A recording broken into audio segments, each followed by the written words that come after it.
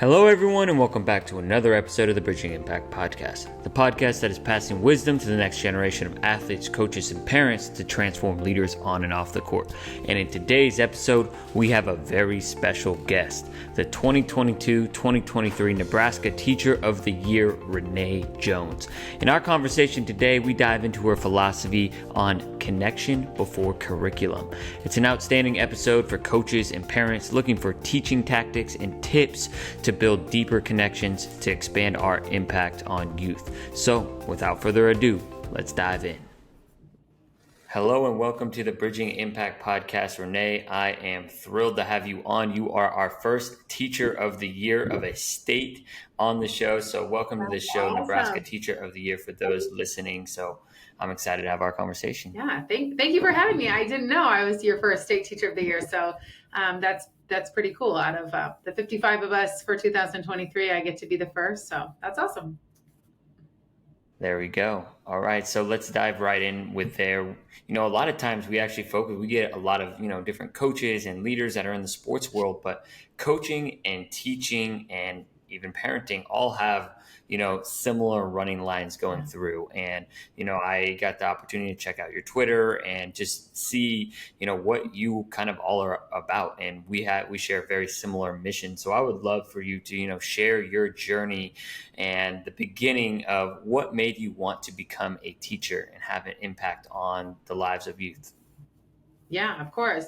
I think like so many teachers, this reoccurring theme throughout my life was just that I had impactful teachers. So my parents went through a divorce when I was in fourth grade, and it was Miss Goodrich who was like the constant in my life. Her classroom was the same, her hugs in the morning were the same, but like my family was moving and my dad was no longer living with us, and it was just became this like place of comfort. And then the same thing happened in seventh grade when I had another really impactful teacher, and that middle school teacher happened to be my English teacher. And then again, my freshman year, I had a teacher set me aside, and he was like, "What are you doing? Like, what are you doing? You're acting like a complete fool in class, but then you're turning in this like amazing work. Like, why are you ashamed of this?" And it was kind of the first time an adult like stopped and was just like, gave me pause, or almost just gave me permission to be academic or to be this person I wanted to be. And it just kind of always made me think. And then for me, I have a little brother, and he's 2 years younger than me, and he had some mental health struggles, and he had a very different experience in school than I did. And for the most part, I got friends pretty easily. My teachers, I always felt like they liked me. I wasn't in the administrator's office, like I followed, I don't want to say follow orders, but I followed directions, and I was a good student. I was, even of the road. But my brother, he didn't have that experience. And and I watched some people really help him. I watched a custodian befriend him and stay after school to help him with homework and to help him, after he had like an episode where he needed to pay back the school some money. And just these people that were either very supportive of him or really dismissive of him. And I thought to myself of like, why are they treating us so differently? Like what's different about my brother and I? And the people that really made an impact on him really had a profound impact on our entire family, on me as the older sister, on my mom. And that was profound to me. And so I actually started my journey with youth as a social worker. I worked in a variety of residential treatment facilities here in Nebraska. And then I actually lived in San Francisco for 5 years, and I did that work there. But unfortunately, these centers kept losing funding. And so I was just kind of like, dang, how do I support kids and love on kids, but that I don't have to worry about being without a job every year? And then I joked with my husband. I was like, well, they're never going to shut down schools, so I'll be a teacher. And I liked English, and that felt like a strength to me. And I knew that high school was kind of my jam. And so that's kind of this like way of how I got to be where I'm at. Yeah. Yeah, it's the path, right? It's the, one thing to the next. And I actually share a similar thing. Like I started in Boys and Girls Club, like before even coaching sports, and like wanting to give back and just be a positive role model, and then running like a basketball program and kind of having things kind of layer. And so with that and with where you are now in your journey, it sounds like a lot of your journey, especially as a teacher and wanting to just give back to youth in general, stems from, some of the positive influences like that, a couple of teachers that you had, that constant, that consistency. What kind of traits did you know that you wanted to embody when you were a leader for youth? Yeah. So I know that I am the best version of myself and then like give back the most, whether that be to my own children or now to like a bunch of like pre-service teachers that I have the opportunity to like in any capacity, whether it's my students, my whomever, it's that like I'm just going to own me. Like I am just kind of this loud, quirky, like I'm the teacher that's dancing in the hallway, or like I wear all kinds of goofy hats. And I just like, when I gave myself permission to just like show up as me, then I find that like my connections are more authentic. I care a little bit deeper because I'm not wearing the like, oh my gosh, are they going to like this lesson? Or, oh my gosh, some of these freshmen are probably going to laugh at me, or whatever it is. And I just accept that like, yeah, I'm not going to be everybody's favorite teacher. And that's okay, because lucky for us, the kids get to have many different teachers, and they get to learn from all of us. And so when I stopped trying to be whatever I thought everybody's persona of me should be, then I feel like I made really deep connections with kids, and I was having fun. I just genuinely have fun at work every day, and most of that's because I'm just kind of goofy a little bit, and I'm just trying to find the joy. So I mean, that's really relatable for me, because I feel like, and I'm just curious, like I'm sure when you were a young teacher and you were kind of like, still trying to like find yourself, right? Like there was probably these moments of like, at the beginning, you wanted to let out your goofy side, but you're like, oh, I got to be professional and, kind of rigid, and they're not going to take me serious. Or I don't know what your journey exactly looked like, but I know I share similar experiences of, I'm also goofy. Like I'm also loud and, kind of, quirky with just the way I move and the way I am. And so for someone, I've also struggled with my own in terms of like, I guess, confidence in that, right? Because it's different. And, I'm, kind of like you talked about, a little bit of that people pleaser. So for those like, young teachers, young coaches, even young parents that are kind of like, in similar boats, like how did you kind of navigate that space to become like your authentic self as a teacher it sounds like to actually like, build deeper connections? yeah.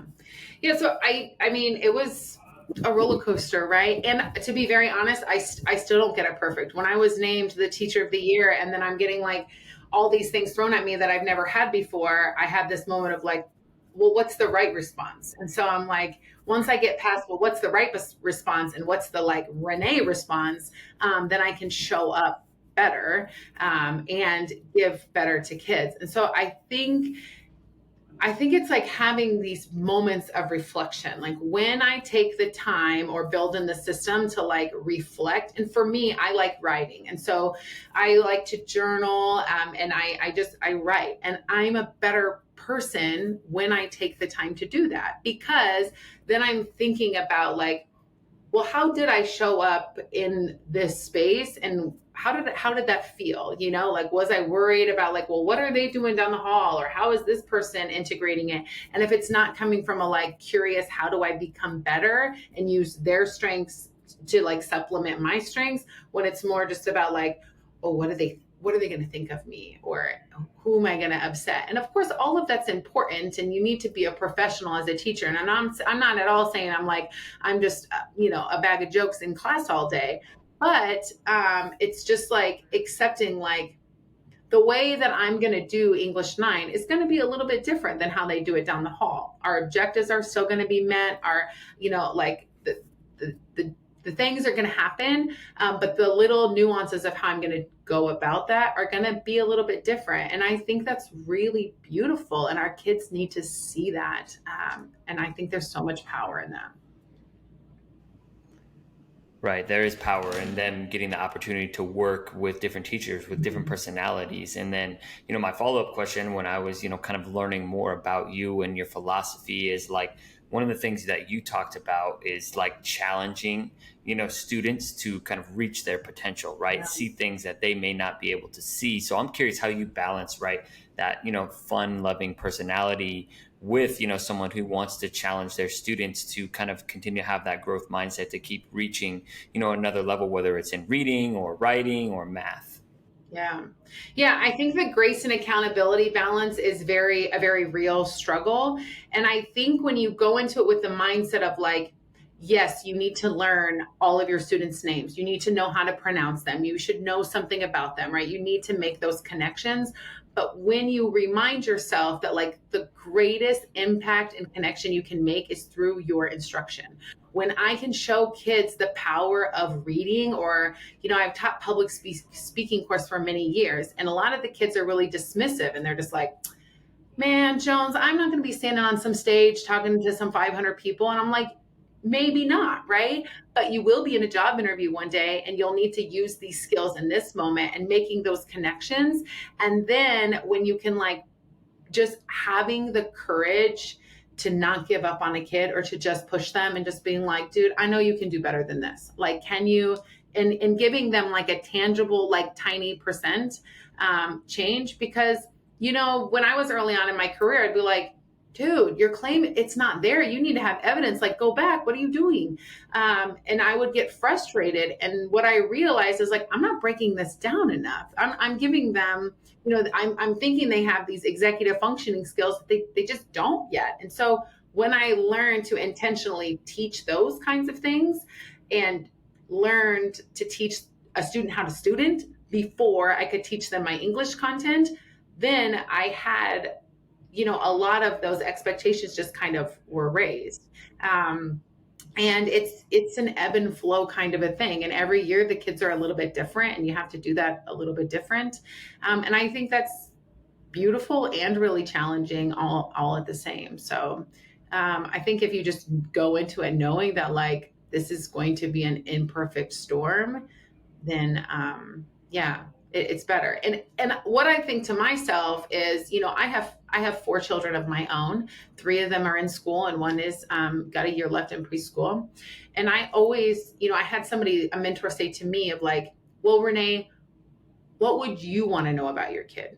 If they were having a hard day or they're crying in class because their boo broke up with them, is that something you want to know as a parent?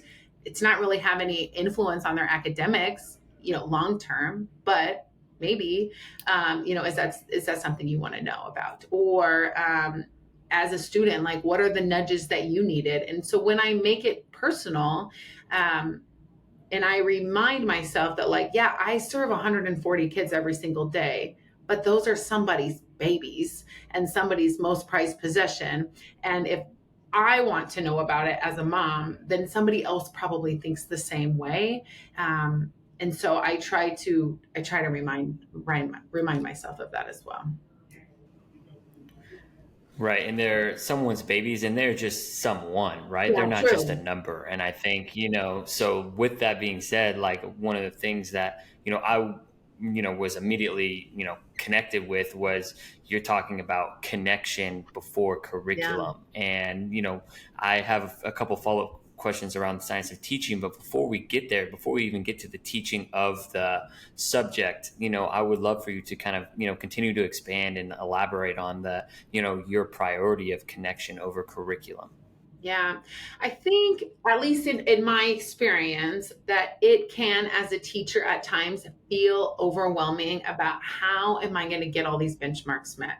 How am I going to get through all of these units of study? How am I going to meet all of the goals, right? So, like, I teach freshmen, and if I don't teach them something, and it's like this with everyone, not just with freshmen, like if they don't get how to write a nuanced claim or an annotated bibliography, then like that's a skill that they're going to need, sophomore year. If someone is like this, they're building blocks. And so they're going to know like, well, Jones didn't do her part or what have you.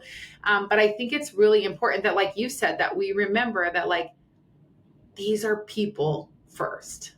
And so I think it's so important. And I just had to like have this thing I can say in my head when it's like, is it frustrating when your student comes in 8 minutes, 12 minutes, 4 minutes late every single day because they're outside talking to their buddies in the hallway? Yeah, it is, right? It's infuriating. And also, I think it's really important to model that, like, I first am going to say, hey, Johnny, like, I'm so glad to have you in class, and then walk over him and to be like, my guy, you are missing XYZ. This is why it's important. Like, bold conversations need to be had. It's still important that he's still held to the same standard to meet these objectives. But also, if I don't treat him like a human, how would I ever expect him to show up and to want to do the work?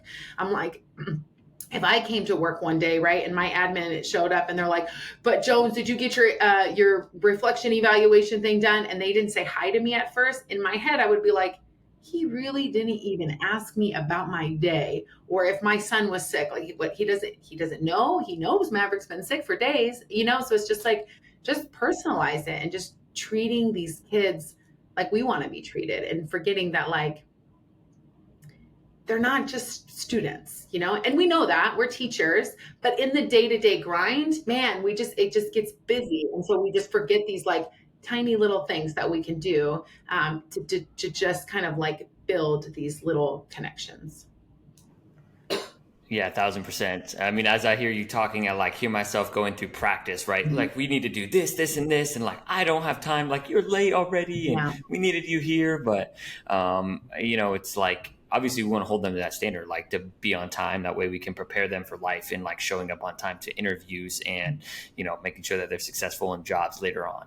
But it's also being like, all right, it's great to have you here. Like, how was your lunch, or whatever it is. And so, that those connections are building trust. And I'm sure, when it comes to, being a teacher, and right, when you get the opportunity to teach, and, 140 students like throughout the year, right? Mm-hmm. It's part of a great teacher, a great coach, is to build that trust, that relationship with those students, so that, as they go along, they can see like, hey, all right, Miss Jones, she really wants us to succeed by the end of the year. And so I'm curious, as far as, when it comes to building trust and relationship building, what are, a couple of things that have surprised you in your experience as a teacher that, has really helped you form, different relationships with maybe some of your more challenging students? Yeah, I think figuring out a way to redirect kids in private. And when I first learned that, like, praise in public, redirect in private, right? Like, I'm sure we've heard that phrase, but when you're pulling kids out to the hallway to have this one-on-one conversation, people still know they're being redirected, right? The kids still know that. And so then as a teacher, a freshman, I get like, oh, or Jones got, there's like all this commentary going on.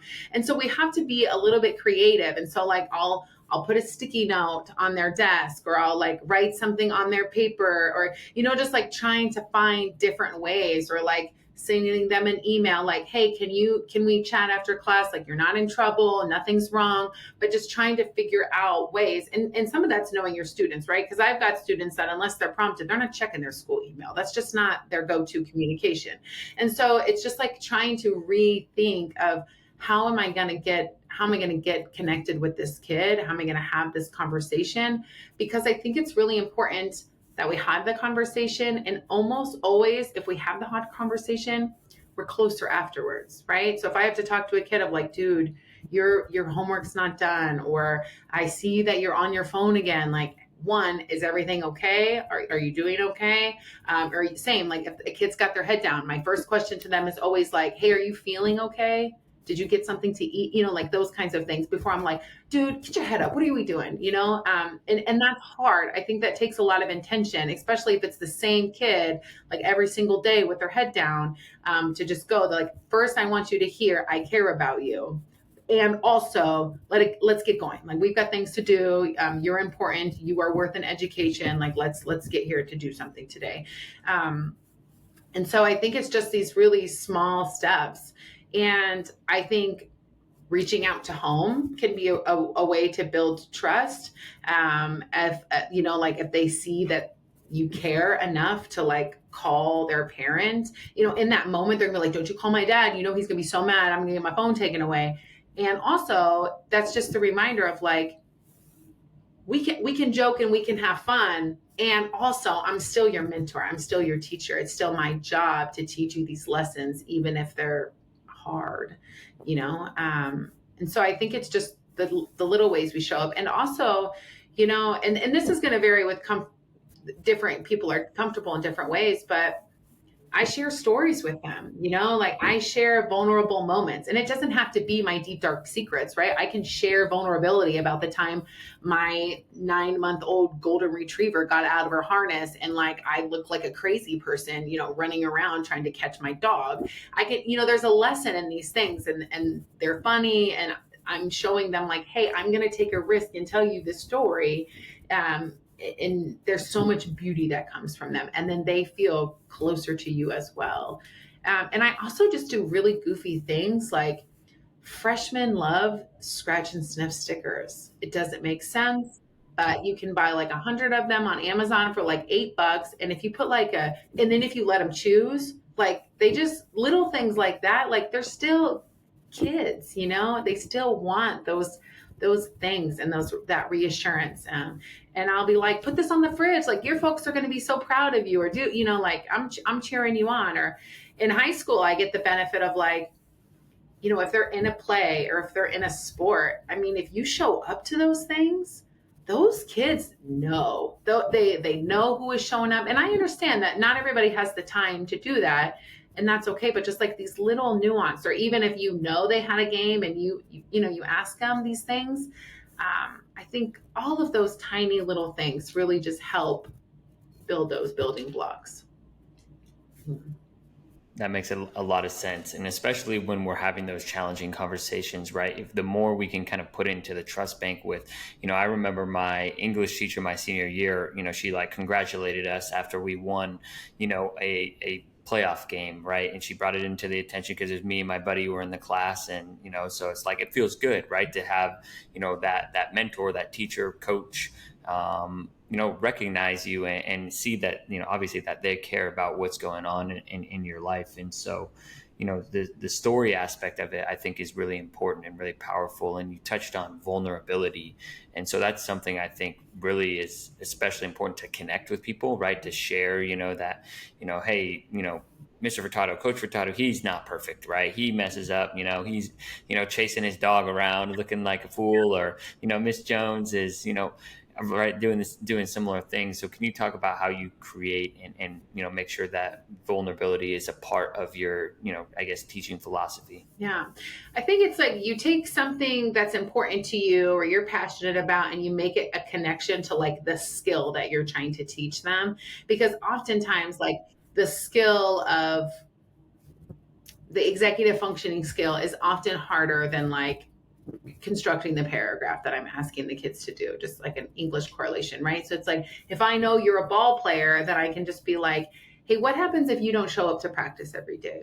Or like, what, you know, like, and just making connections about things that they care about so that they can see like a correlation, and just kind of like understanding that like all these little steps matter. And the same with, I'm like, you know, or I had a ton of these examples as teacher of the year this year, where I was like, you guys, I had to stand on a stage in front of 700 people, and this is how I felt. And it was really scary. And then show them a small clip of like, these are the things that I'm doing that are really scary. But they're important because of X, Y, Z. You know, it's just that storytelling and connecting it to what's important to them. You know, or just like, even it's, you know, they've got a sibling, and I'm like, hey, remember when like your sibling shows up in your room and like leaves the door open and doesn't do all these things? Like when you're storming into my room and you're disrupting, you know, the learning environment, like this is what's going on. They're like, yeah, that's annoying. You know, so like making those small, subtle connections. And it's like, I'm not calling them out. I'm letting them come to this idea kind of on their own. I'm just like guiding them to get to this light bulb moment. And sometimes it works well and sometimes it doesn't, but it's just like trying. And then if it doesn't, like I will tell the kids, I'm like, well, that was where I fell flat. I'm sorry. And I'll try again. And then that in itself is its own lesson of like taking a risk and being vulnerable. And so, yeah. Right. No, that's great. And I think that's a great segue in terms of, my curiosity in terms of like, I feel like with everything, right? Whether it's parenting, coaching, teaching, it all like when you're teaching, it's all teaching. Like Yeah. I think of myself as like basketball is a sport that I teach. And so when you are teaching English, like what are some of the, best practices for helping, different students learn, and then students that are, I'm sure in certain classes you have, more proficient readers and then less proficient readers. And how do you make sure that you keep them all engaged? Yeah. I think for me, I went to this year, and I don't know why I didn't think of it like 9 years ago, but like I intentionally placed my kids in pods, and so they're facing each other, they're not facing me, and it's just like their seating arrangement. It's just like, well, they're probably going to talk to each other. They're facing each other. It's going to be weird if they're not going to talk to each other, right? It's just kind of like, for like lack of better words, like they're just like forcing them to converse. And so then it's also really easy for me to have an elbow partner or in your pod, or like kind of those different things. And for me, I just, on day one, we are up moving and we are talking to people, because I want them to just know, like, when we enter 318, Jones is just going to be obnoxious and start dancing until we all just get into the circle, or like we just all do it. And like they joke about it, but it's like, and some of them rolls their eyes, and some of the kids absolutely hate it, but many of them, they like it, and they're collaborative learning. And really this bred from a frustration of cell phones. And I was like, the more I have them moving and the more I have them talking with people, the less they're spending on their phones, for me. And so that works for me most of the time. It's not a perfect system. And so I think that was a fundamental change of just like something really simple. Change the seating arrangement so that they're just talking to each other more, so that they're just more engaged. It was just like this really simple thing that just kind of worked for me. I also, the last few years, implemented something I call the success criteria. And since I teach mostly freshmen, it finally hit me. And this was like post-COVID change, where it was like I was finding myself more and more like having to explicitly teach a student how to have an elbow share, right? I think like in high school, we so often are like, hey, with your elbow partner, tell them about something you did on Sunday or something like that. And we just assume that these kids know how to say like, hey, I'm Renee, and on Sunday I did X, Y, Z, like we just assume that they know how to like make eye contact or nod when somebody's talking, like all of these social skills. And post COVID, when a lot of these kids weren't, or we were telling them, sit forward, do not touch with, do not go. We're just like contradicting everything. And we just assume that like, we're just going to pick up, and it just wasn't the case. And I think that feels really weird to say out loud. So like on my slides, and I use Google Slides for everything, I have like a column that always was like what I call the success criteria. So in order to feel success and to be successful in whatever we're doing in that moment, these are the things that you need to do. So like your cell phone's going to be out, you're facing forward, you're turned in talking to your part, whatever it is. And so I'm just like explicitly teaching it. And for me, I've got to have it on a slide, because otherwise I get excited or I get moving around, and I have the best of intentions, but I just forget to tell the kids like these things, because I already know most of the time, how to turn and talk to somebody and like make that small conversation. But some of them just don't.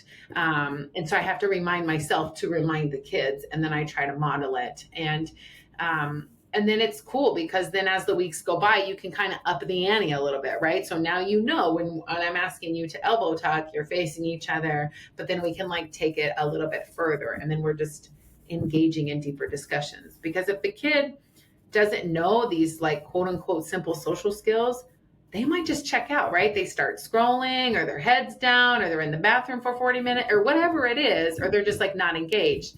And it's not a cure-all, but I think it helps. And then if you're just saying it to the whole class and you're modeling it with different people, then it's not I'm not calling you out, like you don't know how to talk to somebody, like that's weird. No, it's just like we don't know how to talk. And I put it on me. Like I tell them funny stories about how I couldn't ask somebody to homecoming when I was in sophomore year, and try to relate to them that way. So. Gotcha. No, that makes a ton of sense. And, I actually had the same thing. Like, since this was my first year coaching high school basketball. It was my actually first year coaching like a team Yeah. since the pandemic. And so I'd be like, let's give ourselves, high fives and get stuff in the line. And they just walk right by each other, no high fives. And one of the things was that I actually had a conversation with someone on the podcast about this. They're like, well, Justin, Right. they weren't allowed to high five each other for, a couple of years. So like, they don't know what that's like. And I think really recognizing the modeling it, and I think modeling just the simple things. And I still have this, right? Like I just ran a camp this week talking about leadership, and I'm very reflective like you, and thinking about, I need to model it more, right? I think I'm almost assuming too much. So it's kind of, I guess it's a learning experience, right? Figuring out, okay, I need to model this. And how do you make sure that, because I know for me, and maybe it's just something we just got to get over, but like, it just seems so simple sometimes, right? Like, why do I need to teach this, right? Right.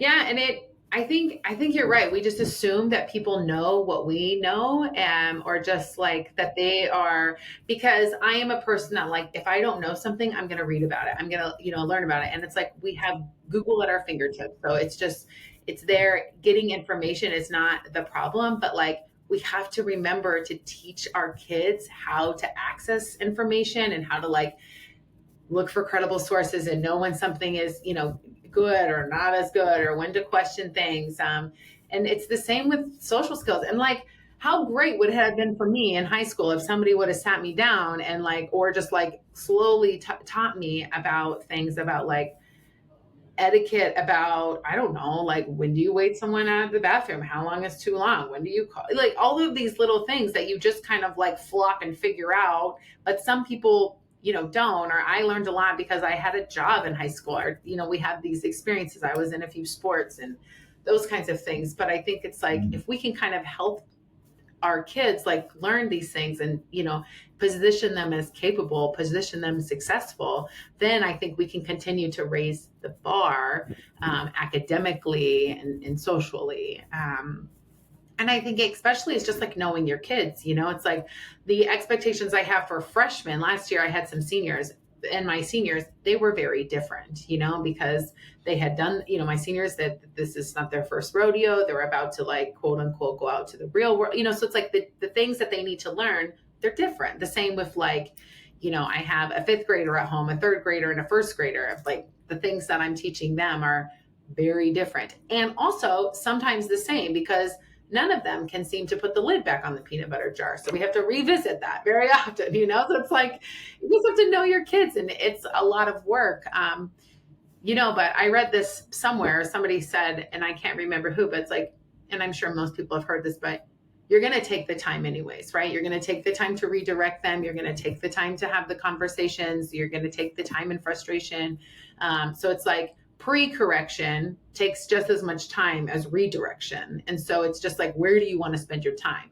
For me, pre-correction is way more fun, right? I can make that goofy. I can tell a story. I can do all of these things. Redirection is exhausting. When I have to redirect all day, I leave school feeling defeated. That's when I start hating my job. I go through these ruts of like, just because I'm teacher of the year doesn't mean I've never had a hard semester or a hard day where I've left crying. That like, teaching is the best. Teaching is the best, but I have hard days. But most of that, when I think back, it's because I spent most of the day like, please put your head up, please put your phone away, calling parents. And like, even if you pre-correct and you do quote unquote all of the things, you're still going to have kids that have hard days and struggle. But can you imagine what the feeling would be if you're only having 5 of those conversations a day versus like 95? It would be, it's very different feeling. That is a different feeling. And I think about that in the same way of when I'm coaching, it's like setting out reminders, right? I think, a lot of times as coaches we just react to a mistake, right? That our player made, when in reality, we could have gave them, a reminder, hey, keep your hands up, or, simple things like that. And so, with that being said, and, kind of entering this, kind of last chapter of our podcast, we want to keep it in the English world, is, with obviously the pandemic and a ton of things have changed. I'm sure there are a lot of similarities in teaching, but can you talk about some of the differences and maybe the challenges of teaching and connecting with youth post-pandemic?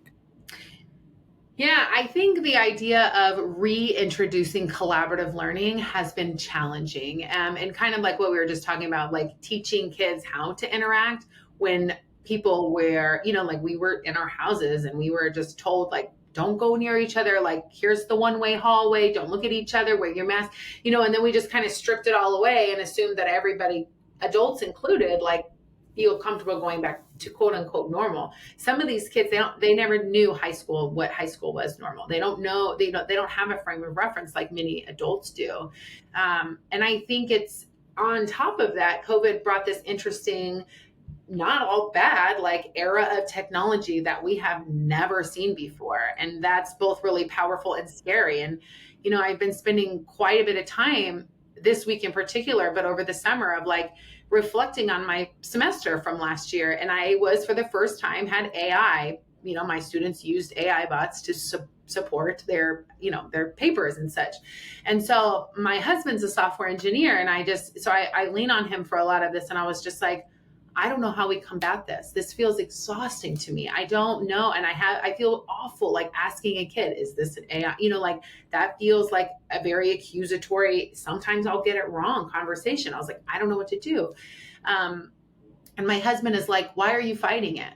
The world is changing. And so then it became this, I was walking that dog, and I was like, what do I do? And I was like, you know what we need to do? I need to figure out ways to integrate ChatGPT or like the Snap AI into my classrooms. Like, how can this chat like take on a different characteristic view? Or how can I say, hey, ChatGPT bot, give me, an analysis of XYZ, and then you tell me why or why not the chat got it right or wrong. So it's like, one, I'm showing the kids of like, hey, I see you. I see this technology that you're already going to use. Because the reality is they're going to use it. They're going to use it either way. So I can either help them learn it or use it to their, like, learn some positives about it.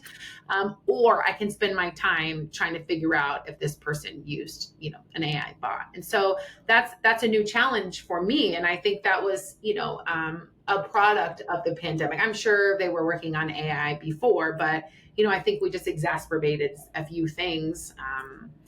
And so, yeah, I think it's, how do we use this to meet our objectives and to support kids? Because, I mean, I took my kids through a McDonald's the other day, and it was an AI bot that took our order. It wasn't even, it wasn't a person. And my first thought was like, oh my God, you're taking jobs away from people. This is terrible.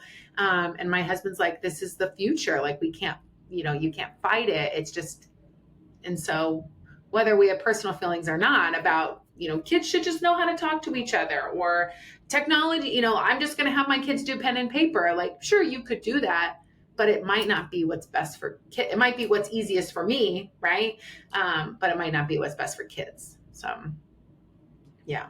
I think that's a really good point. Like, as our, we can have these teaching philosophies and how we want to do things, but we have to change with the times in the way and meeting our students and knowing our students and how they are learning. And honestly, what a lot of the jobs are going to be once they graduate, like it's going to be very tech focused, like whether they are in the tech industry or not, they're probably going to have to know some sort of tech or how to use, AI and ChatGPT. And I use it honestly almost on the daily now. Yeah. And so it's just like it's a part of our lives. And with that, I'm just curious if that, obviously social media is now a part of our lives. And that's a lot of how, students connect now. I'm just curious if you have, kind of approached that and, helped, youth like be able to connect with each other in safe and positive ways. Because I know obviously when you are in high school, sometimes, it's way easier to say, and bully via the internet. And I'm just curious what some of those conversations you're having with your fellow teachers or also with your students as well. Yeah.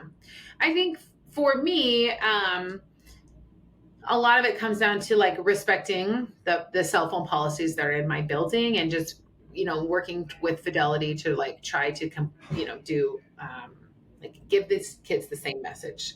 But I also think it's really important that just like AI, cell phones aren't going anywhere. Social media is not going anywhere, right? And so it's like, instead of just like yelling at these kids of like, stop TikToking or don't do the like this, that, and the other that's on the trend, it's just like more of like, well, how can I become trendy, or like, how can I share on social media? And for me, that was like I didn't do a lot of social media. I shared a few pictures on Facebook for like great Aunt Edna that lives far away. But other than that, I wasn't, before I became Teacher of the Year, I wasn't on Twitter. I wasn't on TikTok.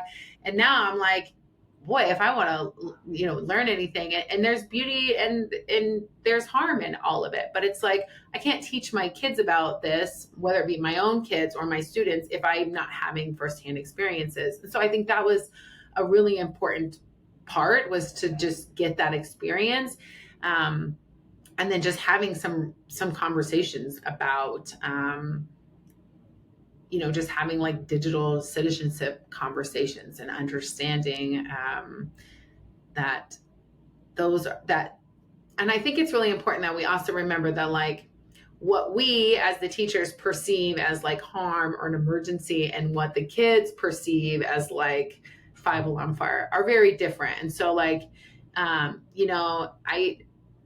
I think that's an important element, especially within social media, because they think like it's a big deal. And then maybe walking them through of like why maybe this isn't such a big deal, or like why making this comment is a big deal and how that is harmful, and trying to like just engage in kind of some of those human elements. But I mean, like we talked about earlier, if that foundation isn't built, you're not opening the gate to have those conversations, and it makes it much harder. And so I think of like how you start your first 3 weeks, like really sets the tone for the rest of the year. So pressure or no pressure, I think that that's just true, So I've been thinking about that.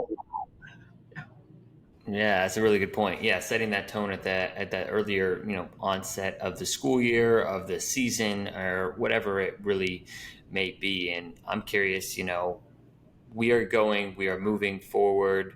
And I love that you're kind of integrating, right? Having conversations about social media, integrating, ChatGPT and the other, obviously, softwares that, these students are using. Mm-hmm. As we, the final question I'll ask you is, thinking about the future, and a good question I like to ask, some of our guests is like, what is some of the impact that, for the students that you are working with now, that you would want them to remember and take with them, and then kind of bridge that impact to the next generation later on? Mm-hmm. What, values do you hope they, kind of remember from your teachings? Yeah.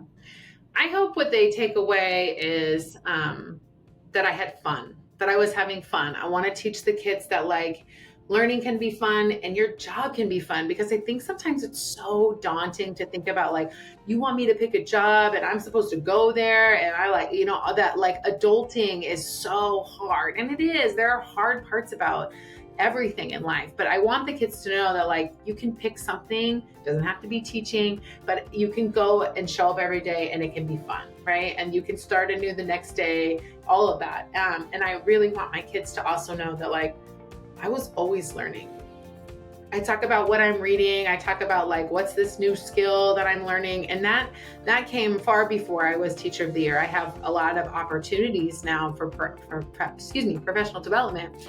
But I was seeking those before and learning new things. And whether that be like YouTube taught me how to crochet a blanket for my kids, or I made, little crocheted animals and just like, teaching them about that, or that just like I was trying new things. Or I'll tell them like, okay, guys, I read this blog and they did this new activity. We're going to try it out today. Like this is called the wagon wheel or whatever it is. And it might be great and it might not, but let's give it a go. And so just kind of like being vulnerable and honest. And so, that's what I hope to keep going for myself, to like longevity, make it as a teacher for many, many years, and to keep the joy, and also to like the big takeaways that I hope the kids get.